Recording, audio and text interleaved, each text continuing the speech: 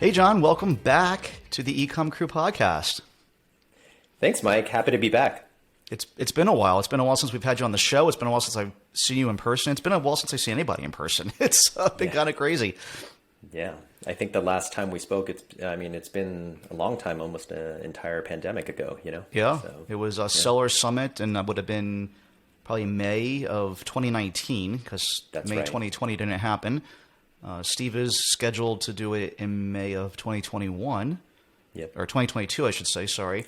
Lost track of what year it is. So hopefully we'll all see each other back out there again. Looking forward to that. Totally. Actually, as recording this, I'm getting ready to go see Steve later this week.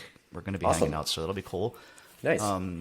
But yeah, I mean, I think it'll be cool to have you back on today. The podcast that we did many moons ago did very well. People very interested in what you guys are doing. But for people who are new to our podcast, maybe just take a second, introduce yourself and what you guys do. Cool. Awesome. So my name's John. I'm one of the co-founders of PickFu. PickFu is a consumer insights platform that acts like an instant digital focus group. So sellers use PickFu to survey their target customers and learn what's going to sell even before they sell it. And so that's optimization. That's with our panel of over 10,000 U.S. consumers. You can target by whatever your target audience is, and test things like main listing images, all kinds of things about the product when it's live, and even when you're trying to source a product or designing one. Yeah, it's definitely pretty cool. I mean, there's the way that we've always done it before knowing PickFu was to use something like Splitly, which is now kind of getting ready to go off in the sunset. Right. But before you even get started, you can optimize your listing images, do a A/B test, ABC test. I usually found that A/B was the best, but also ideas that we have for color it with different book titles and different book covers and things like that before releasing it. Just a really efficient, very cost-effective way of getting quick answers from the people that are going to be your buyers anyway in the future, or potential buyers. And so, normally when you run these tests on Amazon, it can take weeks or even a month, depending on the amount of traffic you have, and sometimes you get, not the best accurate results. Versus doing it this way, you can have hundreds of results in just a couple of hours. It seems like sometimes it comes in so quickly. So it's pretty cool. And I think the thing that we were going to talk about today is just now that you guys have been around for about 4 years now, or 3-4 years? It's been 4 years. 3-4 years. Right. I assume there's been tens of thousands, hundreds of thousands, maybe millions of tests at this point. Mm-hmm. I'm guessing there's some interesting insight that you've probably found from all these tests, and some things that people can learn from other people's mistakes or other people's lessons or whatever that might be. So I think that'll be a fun topic for today. Yeah, for sure. I mean, I think I think the pace of testing and sort of the evolution of what it takes to be a top seller on Amazon is, like, what that means and what it takes is just changing constantly. So it's definitely been interesting to sort of witness the evolution of the seller ecosystem, what things people are looking at in terms of creating creative visuals that catch the buyer's eye. So we've definitely seen some interesting things. Very cool. So what do you say we dig right into it and talk about some great examples? Yeah, let's hop in. So I think over time, when we first saw sellers come on to PickFu, the main use case was always testing main listing images. And that's still the primary use case for what most sellers use PickFu for. But sort of the way in which sellers are testing has been changing a lot. So back then, the variations that were being tested were really simplistic and sort of just one and done polls, one and done tests. Like, you work with a designer, you get a couple of different variations, you throw up one poll, maybe you're testing anywhere between 2 to 8 options, and you just pick the winner and you move on. And that was what we were seeing a lot initially. Over time, the savvier sellers who we've had on our platform, we see that they're actually building this not as a one-off, but sort of as an iterative process. So we like to advise that when people are testing, to test really drastically different variations, because that's going to give the audience something to react to, right? Like, for example, we're both wearing blue shirts here. If we're testing out it wasn't planned that way, though. It was not planned that way. But yeah, if we're going to test out our shirts on PickFu, then everyone's going to see that it's just two blue shirts. So it's not as big of a difference. But if it's like one of us is, if you're testing like different colors, something very drastic, very different thing, then that gives the audience something to react to better. Now, with the savvier sellers are not just satisfied with that first test, but what they're doing is they're actually going into those images that they're testing and tweaking a little bit and then testing again and then tweaking a little bit and testing again. And so it's become more of an iterative process of, okay, let's say your product, let's say you're selling like a nutritional supplement, and we all know that the packaging on nutritional supplements matters a lot. So what you'll see is you'll see sellers testing the font, like keeping everything else the same and just testing the font and seeing how that changes, and then changing certain claims on the packaging and seeing how the audience reacts to that. And so over time, it's this iterative process where maybe the changes aren't drastic initially, but when you look at the before and after, you see sort of this drastic improvement on the before and after. Interesting. And so I'm always curious about stuff like this. We talk about this often, that the little details is what really makes the successful seller versus not. When you're talking about something, changing something as subtle as the font, how drastic can it be? Like, I mean, does it go from 90-10 type of thing where people are just like that overwhelmingly picking one or the other? Or is it like one of these like 51-49 things that's just making a subtle difference? Yeah, so I think it depends on the change and sort of the difference in the font that you're choosing. A lot of times the heuristic that we've seen from sellers is to go for at least like a 65-35 split. For example, with the rise of the aggregators, a lot of the FBA aggregators do use PickFu to optimize the FBA businesses that they do purchase. And I know, for example, Thrasio, which is one of the biggest ones, they try to go for a 70-30 split on any kind of visual change that they do, and they don't really judge anything as being sort of rock solid until they're changing things to see that 70-30 split. So they want it to be pretty statistically significant before they make a decision. Yeah, but in that process, they'll keep tweaking things to try to get to that point, and then they'll run a couple of tests to confirm that that's the case.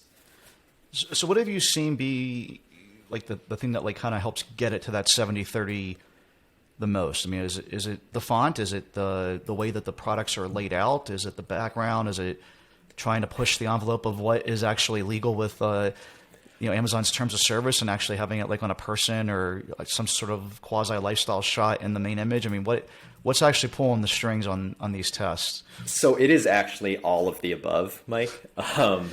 So I have a couple of images that I can share with you from some previous presentations that our industry liaison has given. So I'll share one. Yeah, I'll share one with you right now. This is one set of tests that we've seen where, basically trying to figure out whether it makes more sense to put that hang tag, put that wrapping on. And the benefit of being able to do that most of the time is that you get a lot more labeling in your image. So you're actually able to convey a lot more information about what your product is through this main image, where normally you might not be able to because of TOS.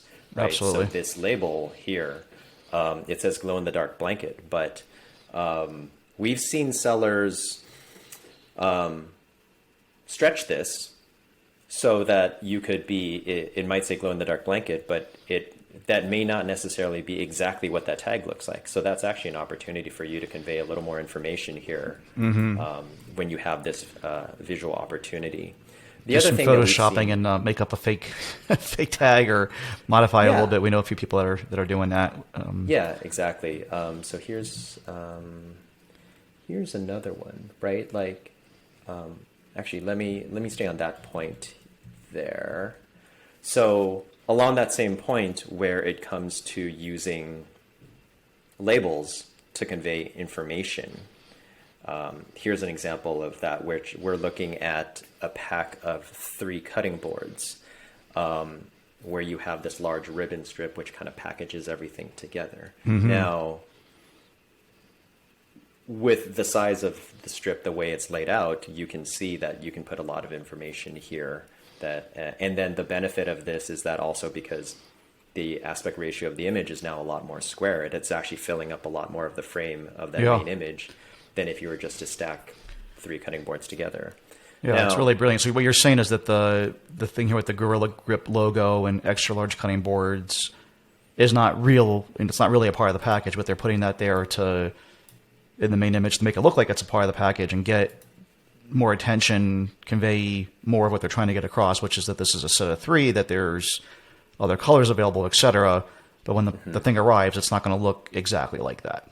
Exactly, yeah, because you can't imagine, I mean, I'm sure no one would actually ship 3 cutting boards packaged so broad, spaced out so broadly, right? Yeah. So another example. It's brilliant. So yeah, again, for people that are watching this or quote unquote watching this, listening to this on audio only, just to reiterate, I mean, what they basically have done here is it's a set of 3 plastic cutting boards, and each one is like Papa Bear, Mama Bear, and Baby Bear kind of size cutting boards, and those are going to be packaged obviously stacked on top of each other, probably like shrink wrapped or whatever.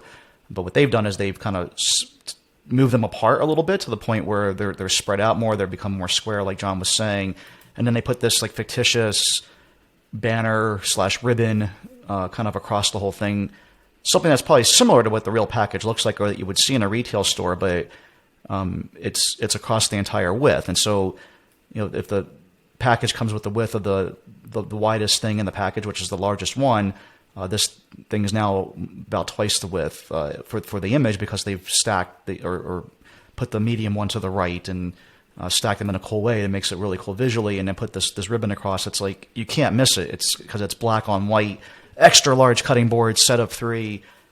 You get the color palette thing here, more to choose from. Again, if you're thinking about as you're going through a super competitive category like this on Amazon, where you have white plastic cutting boards, which are like a dime a dozen. We used to own cuttingboard.com and are very familiar with this niche, actually.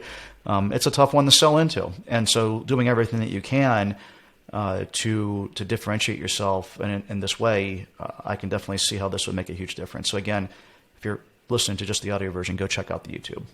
Yeah. So let me pull up 1 or 2 more that might be interesting. So we have this concept at PickFu where we've been seeing a lot of these main images of eye candy, basically. And so it's these small visual tweaks that you can make to the main image that convey either more visual interest or convey more information about the packaging. So I don't know, Mike, if you want to narrate what we're seeing here.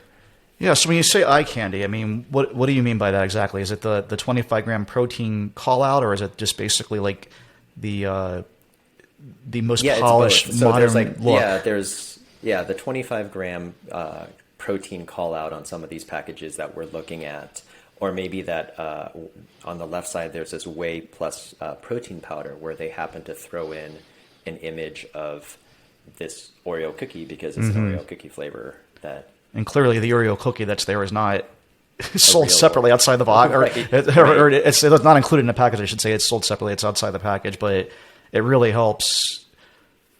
I guess eye candy is a great way to put it, because it really draws you. The first thing I see there on that first image is the Oreo cookie hanging outside, kind of being suspended or being dunked in milk or whatever they've got going on there. Like, it's almost like an action shot. It's really, really brilliant, and it kind of also flows with the left-hand scoops of Oreo cookie ice cream that's actually on the packaging. It kind of like comes down and to the right and really flows well. I mean, someone has a really great eye to do this. I think it's really brilliant. The other ones have put on there, and again, these are pushing the envelope of terms of service. The 25-gram protein call-out specifically, but it's like everyone's doing it, right? Until they physically stop you or warn you, I wouldn't be too worried about it. We've been doing this type of stuff for a long time. Really, the worst case scenario is they slap you on the wrist and pull your images down, and you got to re-upload them. They're not going to suspend your account for doing something like this. Again, especially if it's subtle. The one on the right, I gather that 25 grams protein, 2 grams sugar, 160 grams of calories isn't even physically on the lid like that. It looks like it was kind of photoshopped in. And so again, the things that customers are really looking for, I mean, when you're buying protein powder, obviously you care about how many grams of protein you're getting on each serving, and also you don't want it to come from a very sugary source, and you don't want to be just consuming ridiculous amounts of calories. And so when I look at that right-hand image, it forces it to pop out. And so what they've done, again, if you're just listening to this on the audio version, on the lid, on the border of the lid, I mean, the lid's probably 3/4 of an inch thick. It's a screw top bottle. And so you would just screw this lid off like any other plastic or metal container that this thing holds 1 pound. So you can kind of get in your head, this is like a fairly substantial lid because it's a heavy product. But what they've done is they've photoshopped into the lid these important callouts, right? So when you look at the package, the package is busy. I think actually this is, of the 4 that are here, this is my least favorite one in terms of brand image and all that. But you can't miss the important things that are at the top. And this is probably a national brand that has like a ton of reviews, and they can probably get away with a little bit more than the next guy. But still, I mean, like it really helps make this pop out. So I think, the lesson is, think of the things that, the 1, 2, or 3 things that your customers care about most when it comes to whatever it is that you're selling. And that's going to help you differentiate yourself from the competition, or the things that, if you could verbally like shake the customer's hand and say hello to them and tell them the most important things about your product in an elevator pitch, try to incorporate that into your main image in some way, shape, or form. And every product has this opportunity. Everyone can get creative and do this stuff if you sit down and put your mind to it.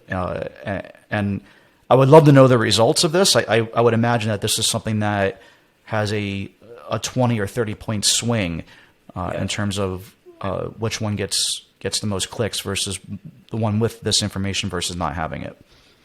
Yeah, I mean, from conversations with sellers, I mean, we've definitely regularly heard of sort of the, like what you said, the 20 to 30% increase in click-through rates just from making these adjustments, right? From making sure that your listing image pops out among sort of the sea of competition when a buyer is searching for your product category on Amazon. And so going back to sort of the image on the left here where you were talking about that Oreo cookie, and that was really observant how you pointed out that it actually almost fit the curve of the scoops of ice cream on the label almost went directly to the Oreo cookie being called out there. So the placement of that Oreo cookie is one thing where, going back to the iteration that I was mentioning, we're actually seeing a lot of designers coming in and actually trying to figure that out, right? So they come in and they say, okay, well, we're going to put we have an idea to put an Oreo cookie here to highlight the flavor. Where should the Oreo cookie motif go, right? Like bottom left, bottom right, cover. So that's kind of the iteration that we're seeing on our end for these kinds of listing images. And so, I mean, it sounds like they're designing their packaging from the ground up, like just to meet this need, right? And it's not like the secondary thought, which we have a whole course on this in EcomCrew Premium, talking about how we ended up designing color packaging and making an experience, making it stand out, et cetera. I mean, it sounds like these guys are getting sophisticated and doing these types of tests ahead of time, testing whether the ice cream's on the left or on the right, testing the color scheme, et cetera. And absolutely. Doing all that before they go to manufacturing. Yeah, absolutely. And so that's sort of another trend that we've seen, is that it used to be that sellers would only use PickFu and sort of run these try to get these consumer insights after the fact, when they already have a product and they already have a listing and they're just doing optimization. But now we're seeing a lot of sellers who are actually using PickFu to try to get consumer insights before they're even selling a product, right? When they're doing packaging design. And that's actually the earlier in what we tell sellers is the earlier in the process you test, the better results you're going to get, because you're directionally figuring out what's going to work even before you're even putting your market and committing resources to put it out to manufacturing, to buy it for a PO, and then putting it out in the market. So we see a lot of packaging design, and even before that, we see a lot of testing with relation to brand names and logos. So even just sort of the pure how will the customer react in terms of our brand name that we want to choose, or how do we want to design our logo? So one of the most interesting things that I've seen recently is there was a seller who was trying to establish a new brand, and this is in the very beginning of his process for establishing this, but they just took stock imagery, different kinds of stock imagery, and created mood boards, like 2 or 3 different mood boards, a very different sort of, you have like the rustic, you have the modern, you have, you can imagine, right? All these other various kinds.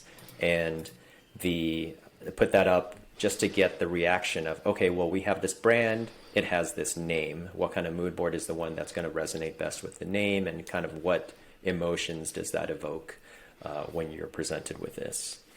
So I thought that was pretty interesting. Yeah. So, I mean, again, I think the lesson is like do this stuff beforehand. The only thing that I've found, just from running tests like this myself, oftentimes the thing that I think is going to be the winner is often not the winner. Yeah. Even after being in business for 16, 17 years, whatever it's been, and thinking that I know everything at this point, I realize like how little I know whenever I run these tests. And it's best to, sure, it's good to have a guess, right? You can make your own guess and make a fun game out of it, but like let the market tell you, right? I mean, exactly. And it's better to do that and cheaper to do that in advance. I mean, just kind of walking through the economics of it. I've forgotten, it's been a while since you and I talked the exact economics, but I mean, to set up a poll of like getting 50 or let's say 100 people to give you an answer, I mean, my recollection was like it was something in the 50 cent to $1 per response range. I mean, something along those lines, and very quick and pretty economical. But the actual numbers I'll let you talk about just real quick. Sure. Yeah. So our pricing starts at $1 per response. Okay. And then that cost increases with the complexity of the poll or the complexity of the targeting. So with PickFu, you can target Amazon Prime members. Let's say you're selling those white cutting boards and selling into the kitchen category. Then you could target Amazon Prime members who are avid cooks, because more likely that would be your target market. Right? Yep. And so when you add more targeting, then the price increases a little bit. Generally, most sellers that we see target anywhere between usually around 100 people and use 1 or 2 targeting filters in their polls. And yeah, so typically that cost is going to be around $100. And with one or two aspects of targeting, most polls finish within a handful of hours, if not within an hour. Yeah, so you get the results really responses fast. are basically instant. It feels like it's pretty awesome. And again, I mean, so for $100 or $200, depending on how much complexity you want to get 100 responses. I mean, if you think about in the old days, like how you would have to get this done, you'd have to like set up a focus group in some office and put an ad in the paper and have these random people come in and tell you these answers. I mean, this would take weeks or months. You can get this done in the same day now. And as you're coming up with ideas for your brand and your packaging, et cetera, I mean, like, again, in the old days, you might do a run of a $50,000 order with particular packaging and then get feedback from your customers, and then start split testing your images and all that after the fact, and waste a bunch of time and money, where you can just do all this in advance and save a ton of time and money, which is, again, why I think that, the content we put out about PickFu couple of years ago continues to do really, really well. People are constantly talking about it in the industry. It's becoming a market leader name now that you hear a lot because of all the things we've been talking about. So definitely pretty cool. So before we run away and wrap up this episode, is there any other, maybe 1 or 2 more fun examples or thoughts we can go through? Yeah, absolutely. So let me think. There's one that we're seeing, which is not only are sellers testing earlier in the process, and therefore, but like I said, validating earlier means you're saving mistakes later down the line, right? And so you're increasing your chances for success in the market by having the sandbox to test earlier. So not only are they doing that with their own products, but they're actually doing that with competitors' products.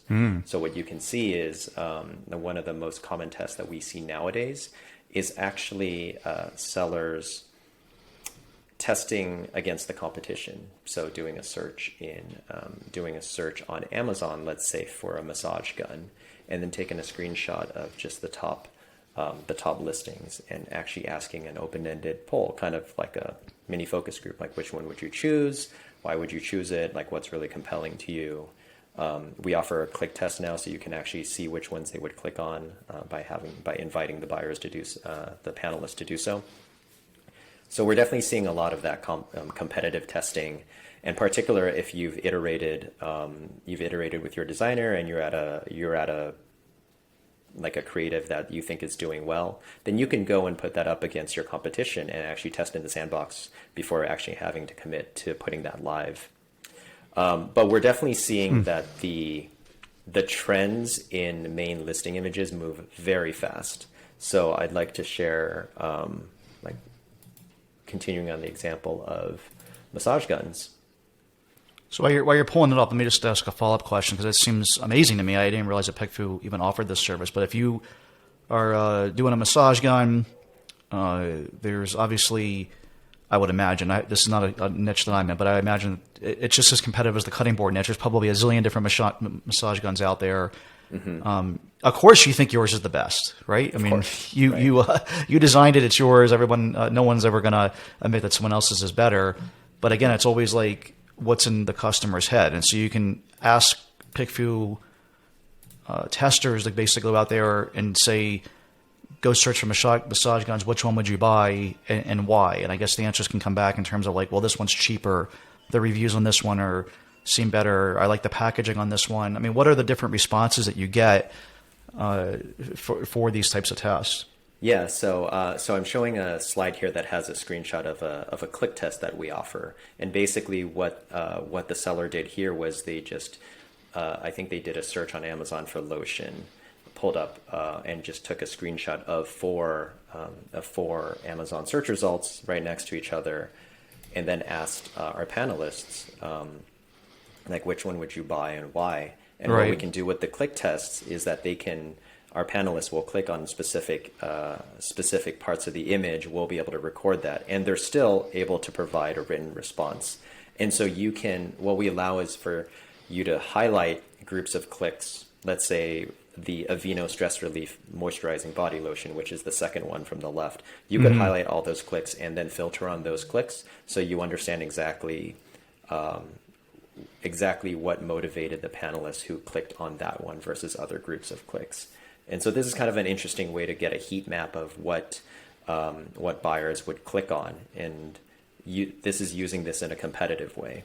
Yeah, I mean, I'm going to go do this myself right after we get off this. I mean, it's super interesting because this one on the right side here, and I won't throw their brand name under the bus if you're listening on audio, but again, for the audio people only, there's 4 different brands of lotion here, and 3 of them are getting basically all the clicks. The one on the right, this 4th one had just 1, 2, 3, 4, 5 compared to so many that it turns into one big blob. So there's dozens of clicks versus 5, and then I'm sure as a part of this, like you said, they're going to give you responses as to why. And so I could see this being like, I'm the one selling this one on the right, let's say, that's not getting the response, and I'm aggravated. I think, again, it's the best. Customers can tell you why. Like, why is it that you're not getting all the clicks? Well, it's not just price, because this is not the most expensive one here.